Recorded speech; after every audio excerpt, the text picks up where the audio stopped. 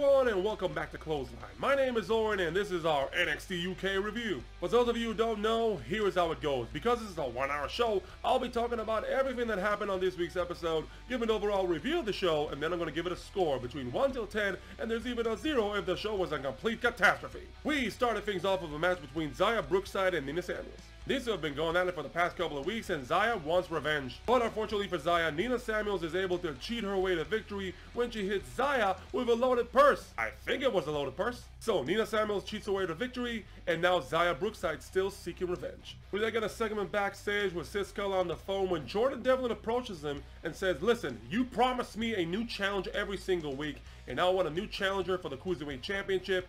Trent Seven didn't make the weight yet, so give me anyone." He apparently caught Sid Scala unprepared, so now Sid Scala runs throughout the show looking for a challenger for Jordan Deviln. So he's asking Jack Stars and he's asking Amir Jordan, and no one accepts. Even though this is last minute, no one wants a chance at the Cruiserweight Championship? That's kind of weird. We head back to the ring where we see Josh Morrell taking on Jeff Connors, who is accompanied to the ring by Jeannie. Now, I don't know what the story with Josh Morrell is, but ever since he debuted on NXT UK, he has been on a losing streak. He had a couple of good showings, even tonight against Joseph Connors, but still, he keeps on losing. So should I care about Josh Morrell? Anyway, the story of the match is Joseph Connors. In the beginning of the matchup, he was a little bit frustrated that he was not able to manhandle Josh Morrell. Then he gets a little encouragement by Jeannie, and which allows him to build up more self-confidence, and in the end, he eventually wins. I like the collaboration between Jeannie and Joseph Connors, and I can't wait to see where it goes. And I've got to admit, it was a good hype package. It helps establish Shaw Samuels to the NXT roster, and of course to the viewers and fans who may not have known him. I gotta admit, I'm impressed by the guy, and I can't wait to see what he brings to the table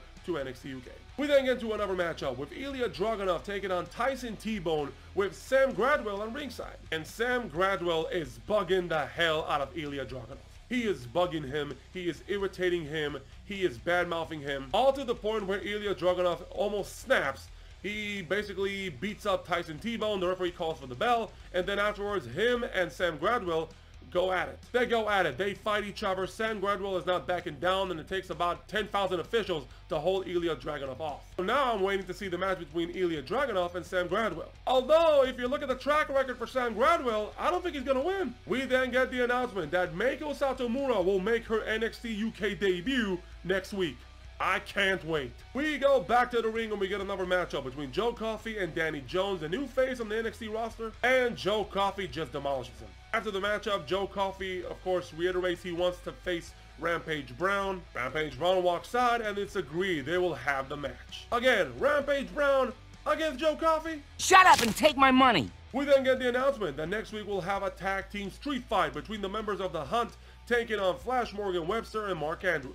We then go to our main event. Jordan Devlin is set to defend the Cruiserweight Championship. He's waiting to see what kind of a challenge did Sid Scala create when Dave Mastiff walks to the ring. Jordan Devlin talks down to him and says, "Hey, this is 205, not 305. And Dave Mastiff says, "Listen, I don't care about that title. I just want to beat you up." And they have a match, and it's an awesome matchup. An awesome matchup, which showcases Jordan's speed against Dave Mastiff's strength. But Jordan Devlin is no slouch, and he's ready to face Dave Mastiff hold for hold. The end of the match came when Jordan Devlin is able to overcome Dave Mastiff with a 450 splash, pin him, and Jordan Devlin wins. On one hand, I'm happy for Jordan Devlin. He establishes himself as a guy that can beat not only cruiserweights. And now, with a decisive win over a big guy like Dave Mastiff, I wouldn't mind seeing Jordan Devlin taking on Walter. Just picture it, champion versus champion, Jordan Devlin versus Walter. If you haven't seen it yet, trust me, you're missing out. Overall, this was another good episode by NXT UK. Good main event, good solid matches throughout the show. Still a couple of one-sided affairs. Still, it was a show I enjoyed. I give it a score of 6 out of 10.